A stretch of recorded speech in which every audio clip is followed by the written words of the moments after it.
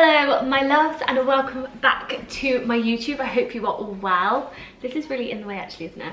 Today I am going to be bringing you a list of very common gym mistakes, and I wanted to talk through a lot of them, describing what you can do instead or why they're so common, or some of them you probably don't even realize that you're doing, but they're very common mistakes when it comes to weight loss majority of the time, and people forget really simple changes and really simple amendments that they can be doing to help alongside their fitness journey. I've got my laptop here, so it's got loads of notes that I want to go through, so if I am looking back and forward, I am sorry, but there's lots of stuff that I want to touch on. Before we get on to all of the bits and bobs, if you haven't already, I would be so super grateful if you could subscribe to my channel and give this video a thumbs up if you enjoyed it or if you found that it really helped. But without further ado, let's get straight into all the information because there's lots to get through and I don't want it to be too long of a video. So let's get into it. Okay, so first of all, we are starting with not measuring certain things. So not measuring oils, not measuring sauces, not measuring your drinks, those kind of things. And when I say measuring, I mean tracking. So if you are aiming to lose weight and you are currently tracking calories, it is super important that you are including absolutely everything. Don't let things go. Don't do it half-heartedly. It is not worth your hassle. You're making the effort to do it. Now do it properly.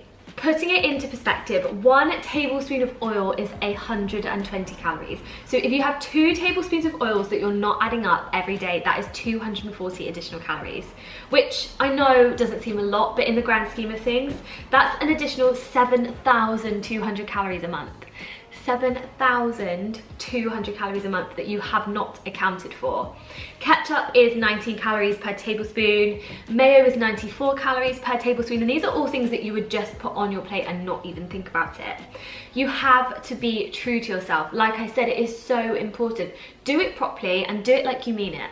One thing that I just want to point out, I'm not saying in any way, shape or form these things are bad to have. They are all absolutely fine and they are all easy to have within moderation, and definitely things that you should still be including in your daily routine if it's something that you enjoy. I.e. if you love mayo, I love mayo, I would probably opt for light mayo and I would still have it. And light mayo is even so still calorific. So really think about it, but just make sure that you're having it within moderation and being really cautious as to what you're having, or just tracking it. Still have it, but just make sure you track it. That goes as well for someone who likes to lick the spoon. I know that feeling, I know it. When that Biscoff tub comes out, I want to lick the spoon, but that is fine. Lick that spoon, but track it. So next we're moving on to not resting sufficiently. Now this is in lots of different lights. So this could be not getting enough sleep, this could be not resting enough in between workout days, this could be not resting enough in between sets. And it is so important both in and out of the gym. I think that people really underestimate how important rest actually is for a huge accumulation of things. During your workout, your timing is crucial, and it is often a little more specific depending on the rep ranges and the weights that you are using. Am I right in thinking you obviously want to have enough energy to execute your next set and reps sufficiently? So you need to take sufficient rest in order for that to happen, because otherwise you're just doing 12 reps back to back, or 15 reps back to back, or 30 or 40 or 50 reps back to back, and you need to have that sufficient rest time. An average rest period is looking like anywhere between 90 seconds to 3 minutes, and it could be even more than that depending on the types of rep ranges or the types of workouts you're doing. This can vary person to person, but it also depends on how hard you're working. Moving on from that, muscle repair and muscle development is done during rest, and majority of the time this is during sleep. Sorry, very quick camera malfunction. I am now back on a new camera. So where was I? So as I was saying, muscle development and muscle repair happens usually when you're resting, but more importantly when you're sleeping, not when you're working out, which I know that probably it feels like that's what happens. But what actually happens is when we work out, our muscles create very small tears. And then what they do at rest is they repair over those tears, and then initially the muscle will grow and you will get slightly stronger. And then again, it happens over time and your muscles get really big. But unfortunately it doesn't happen as quick as that. It is very small minute tears, but the resting is so important because that is where the muscle repair happens, which will allow you to A, get stronger, but B, have slightly bigger muscles.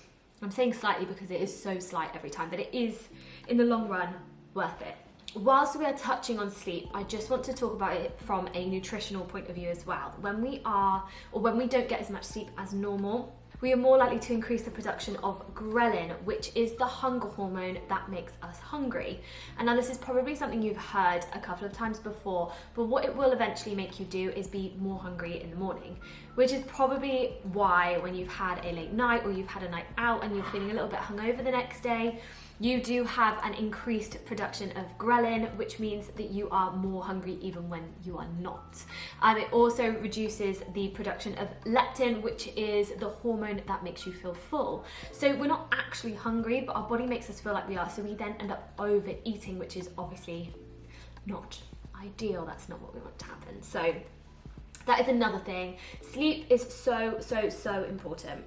And finally, one more key function of rest is it will definitely reduce the likelihood of you causing any injury. We don't work 24 hours a day, 7 days a week for a reason, because we burn out. That is the same reason why we don't work out every single day, because we will burn out and we will get injured. It's as simple as that. Moving on, and this is a very short and sweet one, but this is about moving too heavy too soon. So many people try and push the weights up because they think they can do it, rather focusing on the form there and then. Form focus will always come before you increase the weight. So make sure that your form is, when I say perfect, I mean perfect for you, the best that you can get it, the best of your ability. No one is perfect. Everyone has issues. Everyone has niggles that they won't be able to do. They'll have certain movements that aren't or don't feel right for them, and that is absolutely fine. But we're making sure that that form is there before you start increasing any weight or increasing that to a heavier weight. I know that it can feel really ego boosting, like bicep curling more than your best friend, but it is just not worth it in the long run. I am definitely not someone who feels like that. If I train with a friend and they can lift heavier than me, I'm like, off you go, enjoy that. What I sometimes find that I do if I lift too heavy too quickly is not only is it not particularly comfortable, but I also don't really feel the movement in the correct place, and that's probably because my form has started to drop, so I start to almost compensate using other muscles, and it's just not worth it. Why fake it? Do you know what I mean? It is so important to just get it done and just hold that ego and do it for you, no one else. You want to be able to control your reps and your weight. It's so important. Make sure you track it, use a tracking journal, use an app. There's lots of things that you can do, but they're so beneficial and they are so good for you because it's just so easy for you then to see what you did last week and how you're progressing moving forward. And also remember, the more that you train, the less frequently that your weight will increase, i.e. the weights that you use, the less frequently that you're going to be adding on like each week. Sometimes it'll be every 4 weeks that you add an extra 1.25 kg on, and that is absolutely fine. It is just how it is. Moving very swiftly on, and this one is a big one, and it's probably one of the easiest ones to do because you literally don't have to do anything but wait, and that is not being patient enough. So many people are not patient enough. They just want instant results, and I get it, I want instant results as well, but it is just unrealistic and you have to take control of that. If you start a 6-week fat loss course and you lose some weight, don't expect to still be that weight 6 weeks after you've finished. It's just not realistic. You can't expect to start a journey eating a certain way, go into the journey in a deficit, and then stop and go back to how you were prior. It's just not how it works. It's unsustainable and it is unrealistic. Consistency is honestly crucial, and it's probably the biggest and most fundamental part of trying to get consistent and sustainable results, but people don't realize people put so much effort into everything else and forget about just being consistent. Setting goals are really great. Just make sure that they are done in a timely manner, so in a time scale that works for you, a time scale that's realistic. And that's one thing that I definitely failed with at first, was I would always try and set some goals and they just were unrealistic. I wasn't hitting them. It then became unenjoyable for me. And sometimes it's setting goals. They don't have to be weight-based. They can be performance-based. They can be appearance-based. It can be anything. It doesn't have to just be what the scale says. And often the scale is unrealistic and not a very good way to measure any progress whatsoever. One thing that really made me think, and one saying that I thought works really well in my head if I'm finding that I'm being impatient, is remember, in 5 years' time, wouldn't you rather you took the time to get lifelong results than having achieved results for only 3 weeks of happiness? All because you couldn't be asked to wait it out. So essentially what they're saying is, in 10, 15, 20 years' time, and you've got really amazing sustainable results from something you did 10 years ago, 15 years ago, 20 years ago, why would you care about doing it just for 6 weeks? if them results are going to last for a lifetime. You want healthy, sustainable results that are easy to adapt and easy to move into your lifestyle. Small steps. Be patient, please. I'm telling you, if you take anything away from this video today, it must be patient. I'm telling you now. Moving on to the next point, which is there is not enough effort being put into your workouts. First thing that's really important is you just can't head to the gym willy-nilly, just doing whatever, hopping onto this, doing that, or maybe a bit of that. I've seen them do that. You must go in with a plan. I 100% agree that it is better moving your body than doing nothing. It's so super beneficial for you to follow something that is sustainable. Have some structure and work hard. Push yourself. That doesn't mean push yourself 7 days a week. That means push yourself in those workouts. Work hard. Increase the weights when you can, make sure that form sticks, and you will be just fine. Workouts won't always be 100%, and that is completely normal and that is completely fine. Every single day of the month is different. We all feel more lethargic one day, sometimes it's the time of the month.